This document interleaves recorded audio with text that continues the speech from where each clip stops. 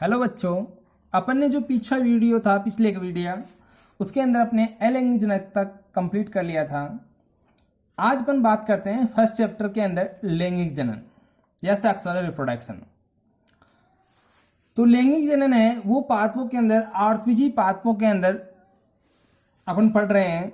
तो सबसे पहले आर्तवीजी पादप होते हैं, उन्हें पुष्पीय पादप भी कहते हैं। तो सबसे पहले अपन एक पुष्प की संरचना का अध्ययन करते हैं कि पुष्प के अंदर कौन कौन से भाग पाए जाते हैं। तो पुष्प के अंदर आपने देखा होगा सबसे पहले आता है पुष्पवृंत। अब जो पुष्पवृंत है वो पुष्पावली वृंत के द्वारा जुड़ा होता है। इसके बाद जो पुष्पवृंत है वो ऊपर की ओर जाकर के हल्का फूल जाता है, जिसे अपन पुष्पासन कहते हैं। पुष्पासन के बाद में बात करें तो जो पुष्प होता है पुष्प के अंदर 4 चक्कर पाए जाते हैं। कैलिक्स, सेकेंड नंबर पे कोरोला, थर्ड नंबर पे एंड्रोसियम और फोर्थ नंबर पे गायनोसियम। बाह्य दलपुंज, दलपुंज, पुमंग और जायांग, ये 4 चक्कर हो गए। अब चारों चक्रों की बात करें कि पुष्प में इनकी स्थिति कहाँ होती है, तो देखो पुष्प के अंदर पुष्पासन के ऊपर है बाह्य दल लगे होते हैं जो कलर में हरे होते हैं और सबसे बाह्य चक्कर के अंदर पाए जाते हैं। सेकंड नंबर पे दल आते हैं। दल है वो रंगीन होते हैं। रंगीन होने के कारण ये कीटों को अपनी ओर आकर्षित करते हैं। थर्ड नंबर पे देखें तो थर्ड नंबर पे आता है अपना पुमंग। पुमंग के अंदर स्टामेन या पुंकेसर पाए जाते हैं। पुंकेसर है 2 भागों से मिलकर के बना होता है, प्राकोष और पुतंतु। फोर्थ नंबर पे आता है अपना गायनोसियम या जायांग। तो जायांग की जो एक इकाई होती है उसे अपन अंडप कहते हैं या कार्पेल कहते हैं। अब एक कार्पेल या अंडप के अंदर मुख्यतः 3 भाग होते हैं, जिसके अंदर सबसे ऊपर की ओर होती है स्टिग्मा, सेकेंड नंबर पे स्टाइल और थर्ड नंबर पे औरे। स्टिग्मा यानी वर्तिकाग्र, वर्तिका और अंडाशय। अंडाशय के अंदर बीजांड पाए जाते हैं। बीजांड से बीज का निर्माण होता है। इस अंडाशय से फल का निर्माण होता है। अब इसके बारे में अपने बुक्स के अंदर है, उसके बारे में अपन अध्ययन करेंगे। आगे देखो अपन आवर्तबीजी पादपों में बात करें तो आवर्तबीजी पादपों में लैंगिक जनन पुष्पों द्वारा होता है। क्यों होता है? क्योंकि पुष्प के अंदर ही एंड्रोसियम और गायनोसियम या नर जनन अंग और मादा जनन अंग पाए जाते हैं। पुष्प शाखा पर एक वृंत द्वारा जुड़ा रहता है, इसे पुष्प वृंत कहते हैं। ये अपन ने पहले ही देख लिया है कि डायग्राम के अंदर बता चुके हैं अपन। फिर आता है कि पुष्प वृंत का ऊपरी भाग फैलकर पुष्पासन का निर्माण करता है, यानी जो ऊपर का फूला हुआ भाग है वो पुष्पासन कहलाता है। अगर अपन डायग्राम देखें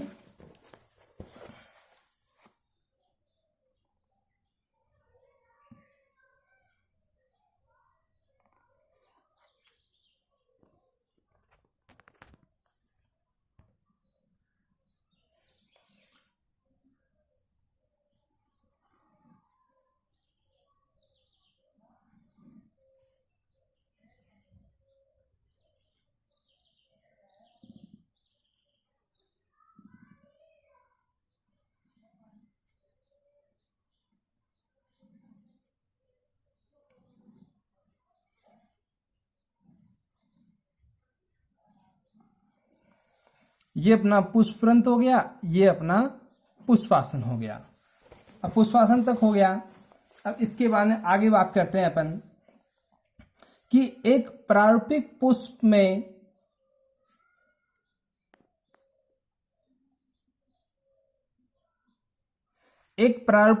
में मुख्यतः 4 भाग होते हैं। यदि चारों चक्र पुष्प में उपस्थित होते हैं तो पुष्प पूर्ण पुष्प कहलाता है।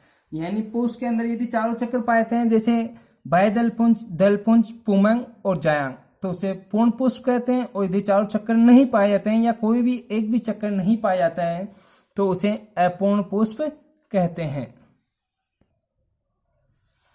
अब जो 4 चक्कर पाए जाते हैं, चार चक्रों के अंदर से सबसे पहले 1 नंबर पे आता है अपना कैलिक्स या बाह्य दल पुंज।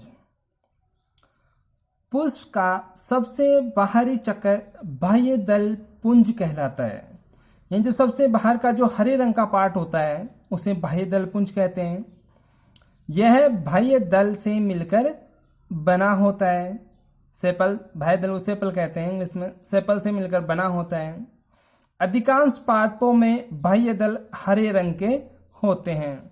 यानी जैसे आपने देखा होगा कि बैंगन है, टमाटर है, इनके अंदर तो बाह्य दल लगे होते हैं, तो ये कैसे रंग के होते हैं? हरे रंग के ही पाए जाते हैं। सेकंड नंबर पे आता है अपना कोरोला या दल पुंज। बाह्य दल से अंदर दल पाए जाते हैं। यानी बाह्य दल की जो अंदर वाला पार्ट होता है पुष्प का उसे अपन दल कहते हैं। दल मिलकर दल पुंज का निर्माण करते हैं। सारे के सारे दल आपस में मिल जाते हैं और दल मिलने के बाद में दल पुंज का निर्माण करते हैं। दल या पेटल्स रंगीन होते हैं। दल को इंग्लिश में पेटल्स कहते हैं और यह रंगीन होते हैं। यह कीटों को आकर्षित करने का कार्य करते हैं। यानी कीट आकर्षित होंगे तो कीट आकर्षित होने के कारण क्या होता है कि परागण की क्रिया होती है। सेकंड नंबर पे आता है कि बाह्य दलपुंज व दलपुंज यदि आपस में जुड़े हुए हो तो इन्हें परिदलपुंज या पेरियंथ कहते हैं। यानी दोनों आपस में यदि जुड़े हुए हैं तो इन्हें परिदलपुंज या पेरियंथ कहते हैं। फिर थर्ड नंबर पे आता है अपना एंड्रोसियम या पुमंग। पुमंग को पादप का नर जनन अंग कहते हैं। पुमंग होता है उसे अपन नर जनन अंग कहते हैं। इसकी एक इकाई को पुंकेसर या स्टामेन कहते हैं। पुंकेसर का ऊपरी भाग परागकोश कहलाता है। जो ऊपर का भाग होता है उसे अपन परागकोश कहते हैं। और परागकोश है वो पुतंतु के द्वारा योजी से जुड़ा होता है या योजी द्वारा पुतंतु से जुड़ा होता है। परागकोश में पराग कणों का निर्माण होता है। जो परागकोश होता है उसके अंदर पराग कणों का निर्माण होता है। यह अपन विस्तार से जो लैंगिक जनन है वो अपन सेकंड चैप्टर के अंदर करेंगे। फोर्थ नंबर पे आता है अपना गायनोसियम या जायांग। पुष्प का स्त्री जनन अंग जायांग कहलाता है।